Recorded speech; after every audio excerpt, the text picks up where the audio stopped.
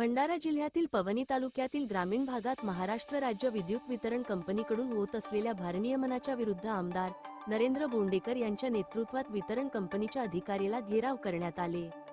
पवनी येथील विद्युत वितरण कंपनीच्या कार्यालयासमोर करण्यात आलेले हे आंदोलन सुमारे 1.5 तास चालले, ज्यात बोंडेकर यांनी मुंबईतील वरिष्ठ अधिकाऱ्यांशी फोनद्वारे चर्चा करून पवनी शहर व ग्रामीण भागातील शेतकरी व सामान्य जनतेचा प्रश्न त्वरित सोडवण्यात यावे व स्मार्ट मीटरच्या संबंधित असलेल्या लोकांच्या समस्यांचे निवारण करण्याचे निर्देश दिले।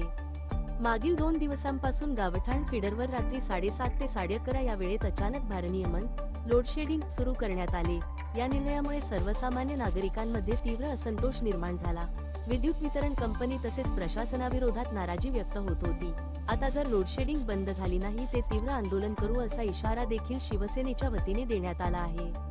तोच विषय असा कुठं काय GHP सबस्टेशन लांब आपली सर्टिफिकेट काही नाही ओसी कडून येते म्हणून सबस्टेशन सेपरेट करायचं असतं ना।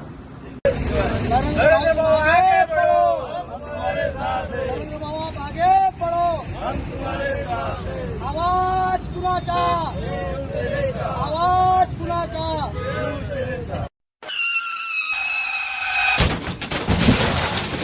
आता गाडीवर मोबाईल नंबर नाही तर इमर्जन्सी QR कोड लावा, जे तुम्हाला अडचणीच्या वेळी मदत करेल।